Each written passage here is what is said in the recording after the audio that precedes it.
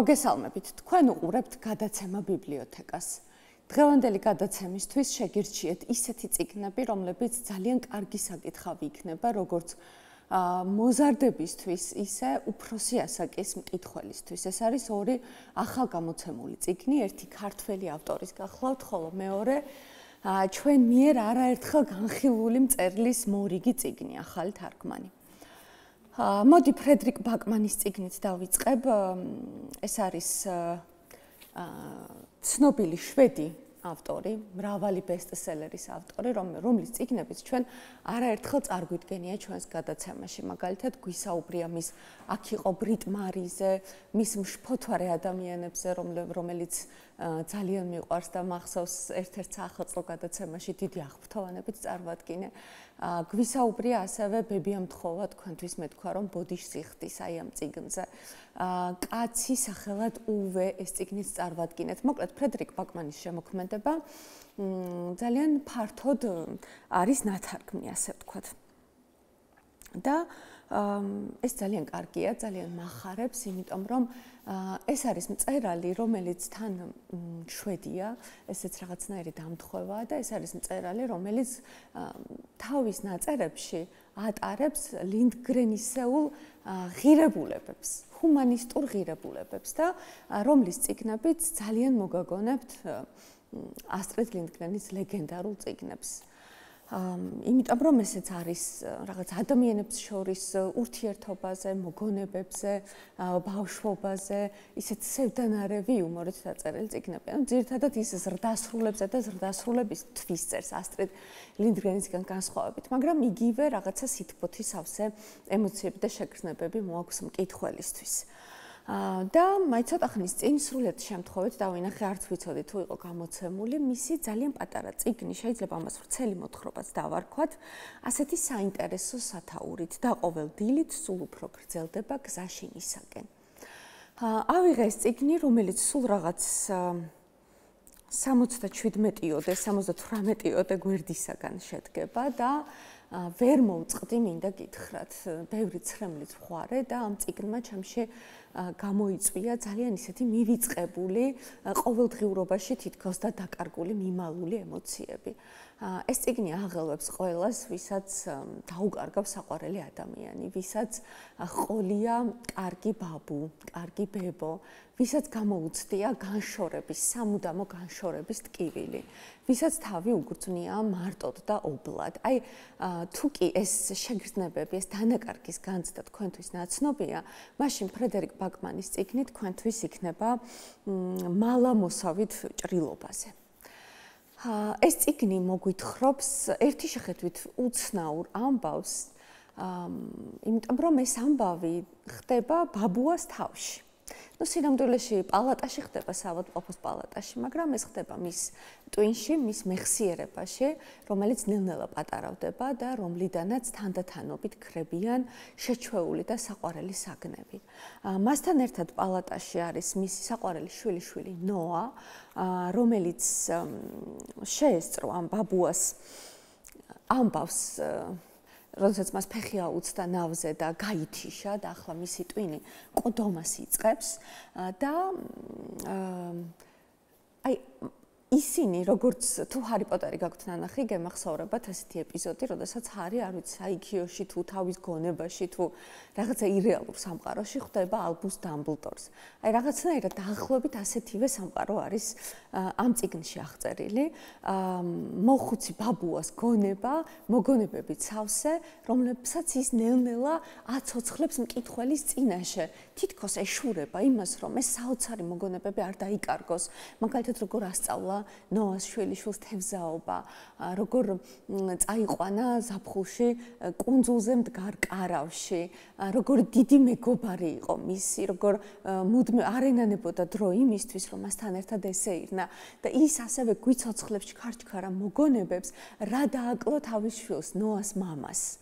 იმიტომ რომ ეს შვილი რაღაც ერთ ეპიზოდში ეუბნება, მოხუც უკვე ერევა თავში ეს მოგონებები და მას გონია, რომ ის რაც ნოასთან გადახდა, ეს მისი და შვილის ისტორია მყარია, მაგრამ შვილი ეუბნება, იცი რა მამა, არა, შენ მე არასდროს წაგიყვანი ვარ ნავით იმ კუნძულზე, იმიტომ რომ შენ ჩემთვის არ გეცალა, შენ სულ მუშაობდი და ის რაც ჩემთვის უნდა მოგეცა, ნოას მიეციო დაახლოებით ამას გულისხმობს თავის სიტყვებში. თუმცა მკითხველის თვალწინ იშლება ბაბუასა და შვილიშვილის საოცარი მეგობრობის ამბავი, რომელიც მოგაგონებთ ანა გავალდას 35 კილო იმედში გრეგუარისა და ბაბუამის აი ტოტოთი რომ მიმართავენ ერთმანეთს ამ სასწაული მეგობრობის ამბავს და იქაც ხომ ეს არის როგორი მტკივნეულია გამომშვიდობება საყვარელ ადამიანთან როგორ ცდილობს გრეგუარი რომ რა ენერგიაც გააჩნია რა ძალაც გააჩნია თითქოს გაუგზავნოს მომაკვდავ ბაბუას იმისთვის რომ ის გადარჩეს და იცოცხლოს გული სამაჩუყებელია ძალიან როგორ ებღაუჭება ბაბუა ყველაფერს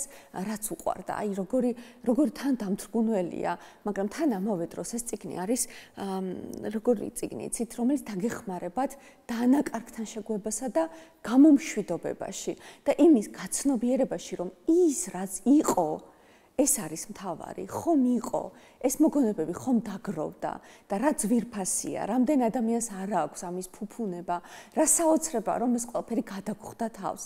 კი, ეს მთავრდება, ამ წიგნშიც მთავრდება, სანამ კოსმოსში წახვალო ბაბუას, აი თითქოს და ხო უსასრულობაში უნდა გადაინაცვლოს და სანამ უსასრულობაში წავა, როგორ იგონებს, რამდენს ყვარებია, რამდენი ყვარებია, რამდენი საოცარი წამი დაუგროვებია.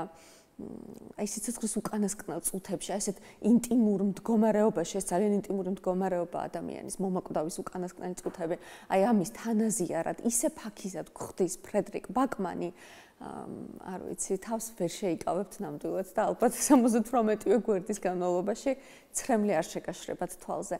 ძალიან კეთილი და ძალიან ამაღელვებელი წიგნია.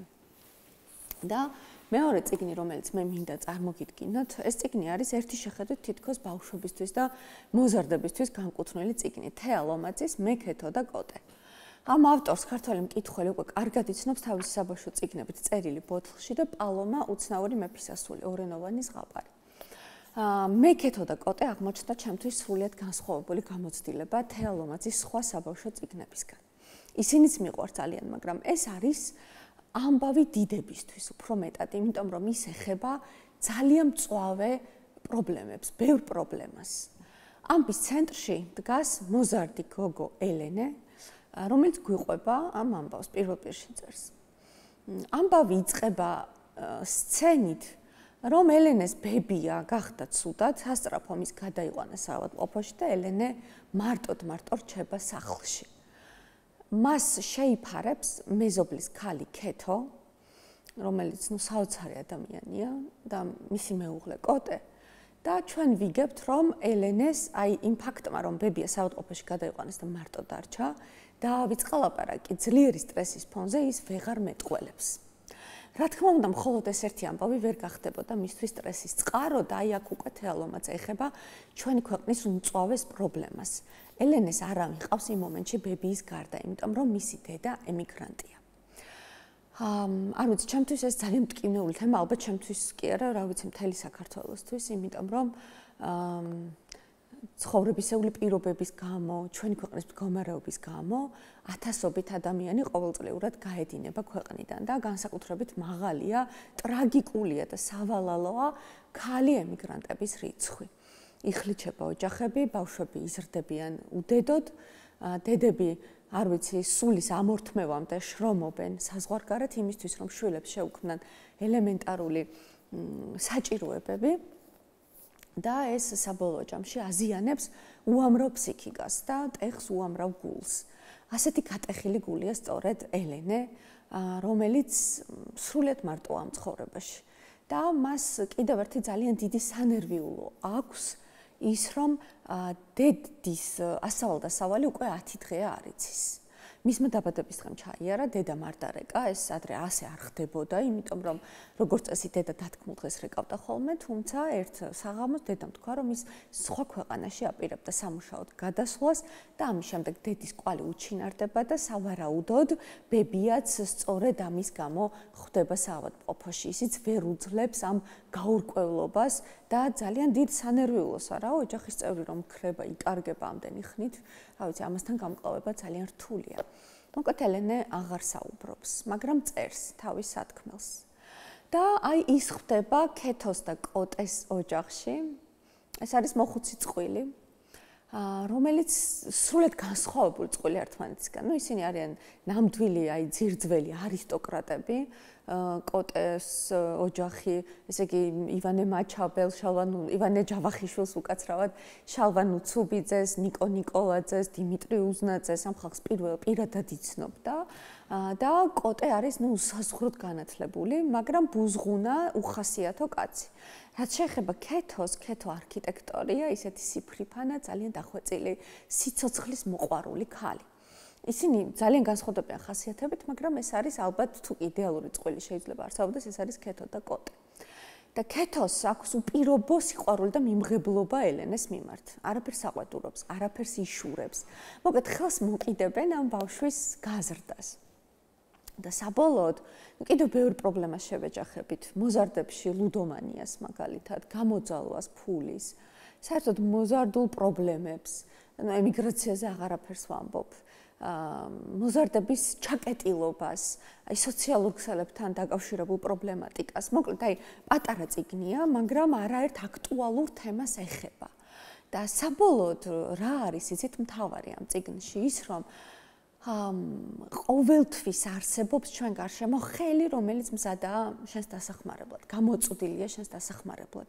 უბრალოდ უნდა გქონდეს ამ დასახმარებლად გამოწვდილი ხელის მიმღებლობა. და იცით რა, შენს გეძლება შემდეგ შანსი, რომ ან მას დაეხმარო, ვინც ხელი გამოგიწოდა, ან სხვას დაეხმარო და არ გაწყვიტო ეს ურთიერთდახმარების და ადამიანური ემპათიის ჯაჭვი, რომელიც რეალურად აცოცხლებს და ამოძრავებს ამ სამყაროს. ამაზე დგას ალბათ სამყარო, ემპათიაზე, ხო? აი ეს ცნობილი მარგარეტ მიდის ანთროპოლოგის სიტყვები რომ არის ხშირად ტრიალებდა ადრე სოციალურ ქსელში სტუდენტებმა რომ კითხეს რას მიიჩნევდა ცივილიზაციის განვითარების უმთავრეს ეტაპად და ადამიანის ქცევას მოაზროვნეს სახეობად აი რა იყო ამის ნიშანი და ყველას ეგონა რომ იტყოდა ბორბალს, დამწერლობას, ცეცხლის დანთებას და ასე შემდეგ მან უპასუხა რომ ეს შეხორცებული ბარძაყის ძვალი იყო და ეს უცნაური პასუხი იყო რომელიც შემდგომ იმითი ახსნა რომ იმ წამს რა წამსაც ძველ სამარხებში შეხორცებული ბარძაყის ძვალი ჩნდება, აი ამ წამიდან ადამიანს უჩნდება ემპათია. ის ფეხმოტეხილ თანამოძმეს, თანაგამოქვაბულელს კი არ ტოვებს, რომ ის მხეცებმა შეჭამონ, ხელი შემშელ ფაქტორად კი არ მიიჩნევს. არამედ ზურგზე იკიდებს, თან მიჰყავს, პრობლემებს იქმნის, მაგრამ მის ფეხს აძლევს საშუალებას, რომ შეხორცდეს. არ იმეტებს თანამოძმეს სასიკვდილო განსაცდელისთვის და ეს არის სწორედ ადამიანად ყოფნის არსი, ჩემი აზრით, ამ არსს შესანიშნავად გადმოგცემს თეალომაძის წიგნი მე ქეთო და კოტე, რომელიც ვფიქრობ, აი სულ არდადეგებზე საკითხავს, რომ ეძებთ ხოლმე მოზარდებისა და ბავშვებისთვის, მე ვფიქრობ, რომ ეს ძალიან კარგი საკითხავი იქნება მათთვის სწორედ ამ დროს, როცა ბევრი თავისუფალი დრო აქვთ. ახლა კი გადავინაცვლოთ ჩვენს რუბრიკაში საბავშვო ბიბლიოთეკა და მოვიხმოთ ჩვენი საინტერესო სტუმრები, რომლებიც თავიანთ თანატოლებს გაუზიარებენ ტრადიციულად ღირებულ რჩევებს წიგნებზე.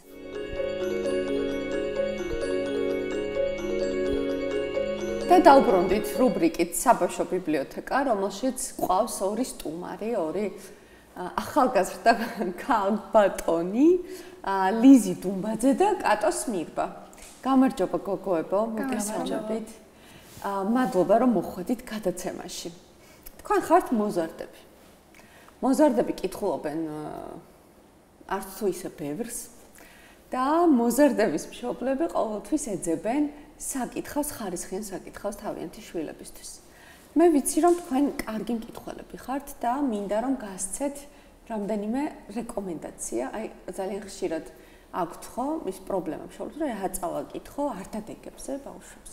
მოდი თქვენ გაეცით ახლა რეკომენდაციები, რა წაიკითხონ თქვენმა თანატოლებმა არტადეგებზე. მე ვიცი რომ თქვენ ორი ძალიან ღირებული, მნიშვნელოვანი წიგნი გაქვთ მოტანილი დღეს სარეკომენდაციოდ და მოდი ლიზისგან დავიწყოთ. ლიზი, გამარჯობა კიდევ ერთხელ და თუ შეიძლება გითხარი, რა წიგნი მოგვიტანე დღეს სტუდიაში? დღეს მინდა წავაჩინო ერიკ ემანუელ შმიდტის ოსკარი და ვერდისფერი ქალბატონი, რადგანაც ის ძალიან მნიშვნელოვან თემებზე გველაპარაკება, როგორიცაა სიკვდილი, რწმენა და სიცოცხლე. მთავარი პერსონაჟი ეს არის 10 წლის ბიჭუნა, რომელიც გაურკვევლებელი ესენით არის დაავადებული და ის ამჟამად საავადმყოფოში ცხოვრობს. ამ ბიჭუნას კი ოსკარი ქვია და ის თავს ძალიან მარტოსულად და მოტყუებულად გრძნობს. რადგანაც თვით თავისი მშობლებით შესაფერის და სწორ სიტყვებს ვერ პოულობენ, ხოლო ექიმებიც იმედგაცრუებულები და უიმედო დარჩენილები არიან. და აი ოსკარმა იცის ამ თავისი ავადობის შესახებ? ის მას შეაქვს ეჭვი, თუმცა უნდა რომ სხვა რაღაცებზეც გადაიტანოს ყურადღება. ამაში მას დედა როზა, ეს არის მოხალისე ექთანი, იგივე ვერდისფერი ქალბატონი, ეხმარება. ეს არის ტყუილების გუდა, თუმცა მას კეთილი გაგებით, რა თქმა უნდა. და მას აქვს ესეთი რჩევა ოსკარისთვის, რომ მისთვის დარჩენილი ეს ბოლო დღეები, თითოეული დღე 10 წლეულად განიცადოს. ანუ ეს 12 დღე, ეს არის დღიურის სახით წარმოჩენილი და ეს 12 დღე 120 წელი გამოჩნდეს. 120 წლად გამოჩნდეს. აქ ის სრულად იცხოვროს ყოველი დღე, ხო? აი გავს ეს წიგნი რაღაცით მთავარი იდეით იმ წიგნს, რომელიც წერან წარმოადგინე. რა მნიშვნელოვანია განიცადო ყველაფერი ბოლომდე. არ აქვს მშობა რამდენხანს იცოცხლებ. თავი როგორ იცხოვრო? დიახ, რა თქმა უნდა. აქ ის განიცდის პირველ სიყვარულს, მოზარდობას, ოჯახის შექმნას, სიბერეს და 12 დღეში.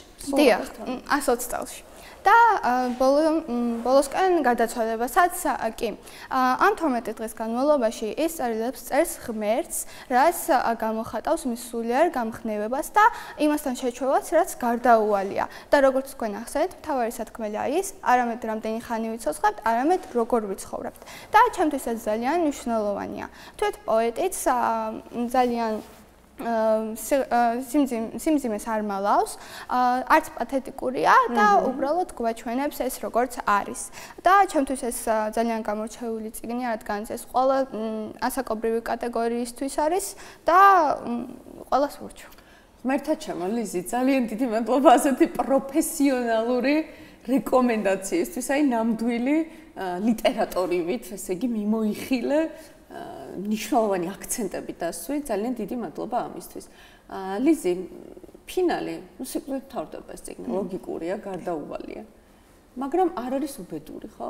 აი როგორ ახერხებს ამას ავტორი? მას ჩემი აზრით ავტორის უნიკალურობა იმაშიც გამოიხატება, რომ ასეთ სტრატეგიაში შეიძლება რაღაცნაირი სილამაზე აღმოვაჩინოთ და მთავარი სათქმელიც ეს არის, რომ სიკვდილი გარდაუვალია და ამას ჩვენ ვერ გავექცევით. ძალიან დიდი მადლობა. ძალიან ლამაზად ისაუბრე ამ წიგნზე. კიდევ დაგიბრუნდები და გადავინაცვლებ კატოს მიყვასთან. გამარჯობა. გამარჯობა.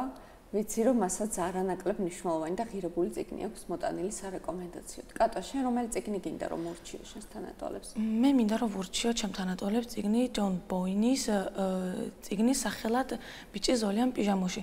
ამ წიგნში არის აღწერილი მეორე მსოფლიო ომის 9 წლის ბიჭით სახელად ბრუნო. და ხედავთ თუ რა ტრაგედიას განიცდის ეს პატარა ბავშვი ამ სასტიკურ ომში.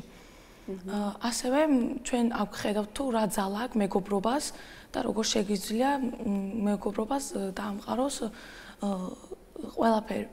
შვიდობაც ერთგვარად, ხო? იმიტომ რომ ეს ადამიანები, ეს ბავშვები საპირისპირო ბანაკიდან არიან, მაგრამ მაინც ახერხებენ საერთო ენის გამონახვას და აი ამ საერთო ენაზე რას გვეუბნება ეს წიგნი, რომ სინამდვილეში დიდით არაფრით განსხვავდებით, ხო, ეროვნების მიუხედავად ადამიანები.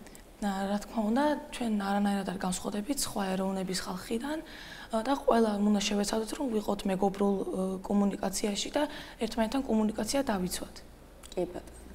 კატო, რითი მოგვეწონა ამ წიგნმა თავი? მე ამ წიგნმა თავის მომაწონა იმითი, რომ ძალიან ისტორიულია და ძალიან ხვდები ამ ამბავს თუ იმიტომ რომ ამ წიგნში ვხედავთ თუ რამ ხელა ზიანი შეუძლია მოაყენოს ომს იმ ადამიანისთვის, რომელსაც არაფერი უქნია ამ არაფერი დაუშავებია და ასევე დასასრული მოგეც იტირე? არ ვთქვათ როგორ მთავრდება, მაგრამ ძალიან გულის ამაჩუყებელი დასასრული. კი, ნამდვილად. ფილმი თუ გაქვს ნანახი?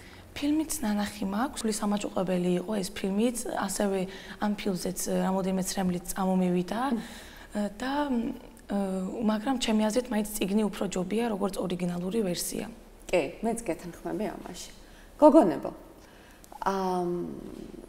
ბევრს კითხულობთ, ახერხებს კითხვას? მეტნაკლებად ალბათ, ხო? მაინც ახერხებს დროის გამონახვას. და რაღაც ისეთი რუტინული მიდგომა გაქვთ, რომ თქვა დღეში ამდენს წავიკითხავ, თუ ისე როცა მოგესურვებათ მაშინ? ვცდილობ რომ ამას ყოველდღიური სახე მივუჩნიო და ჩემს თავისუფალ დროს წიგნები წავიკითხო. ძალიან კარგი. შენ, კატო? მეც ასევე ვცდილობ რომ რუტინულად გავაკეთო და წიგნს ბევრი დრო მიუთმო და ხანდახან შეიძლება უფრო მეტ წავიკითხო, თუ წიგნი დამაინტერესებს და თუ არ დამაინტერესებს, შეიძლება საერთოდ არ დავამთავრო. იცით რა მაინტერესებს, უკვე შერჩეული გაქვთ საზაფხულო საკითხავის სია? ჯერ არა?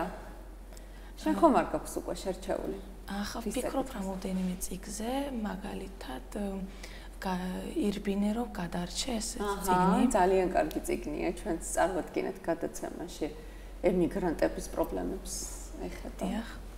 კი. შვენიერი არჩევანია, მინდა გითხრა. და რას ფიქრობთ, დაძალება, კითხვის დაძალება რამდენად ეფექტურია იმისთვის, რომ იკითხოს წიგნი ბავშვმა და მოზარდმა? ჩემი აზრით თუ მშობელი ბავშვს დააძალებს და მისთვის ნაკლებად დასაინტერესებელ წიგნს შესთავაზებს, რაც მის ინტერესებს საერთოდ არ ემთხვევა, ბავშვს შესაბამისად გაუჩნდება სიძულვილის და როგორი წიგნები ემთხვევა თქვენ თაობის ინტერესებს? ერთი თაობა ხართ? ყველას ინდივიდუალური მაინც გემო აქვს, მაგრამ მე უფრო დეტექტივები მიზიდავს. შენ? მეც ასევე დეტექტივები მიზიდავს, ასევე ზოგჯერ მიყვარს ისეთ წიგნები, რომელმაც შეიძლება მატიროს ან რამე ისეთი და ლიზის ვენთანხმები აშკარად მშობლის დაძალება არანაირად არ მოქმედებს ბავშვის წიგნის ინტერესთან გამოჩენაზე და ვფიქრობ ბავშვმა ის უნდა წაიკითხოს, რაც მას უფრო აინტერესებს. კი ბატონო, მეც სრულიად გეთანხმები თამაში. ძალიან დიდი მადლობა გოგონებო ასეთი საინტერესო რეკომენდაციებისთვის. არაჩვეულებრივი ვიყავით ორივე, ლიზიზო ვფიქრობ საერთოდ თანაწამყვანად ვარ დავინიშნო ისე. ორივემ ძალიან კარგად მიმოიხილეთ თქვენი წიგნები და მე მგონი გადაცემის პირველ ნაწილშიც არაჩვეულებრივი რეკომენდაციები შემოგთავაზეთ და დაგემშვიდობებით მომდევნო კვირამდე. თქვენ უყურებდით გადაცემა ბიბლიოთეკას. მომავალ შეხვედრამდე.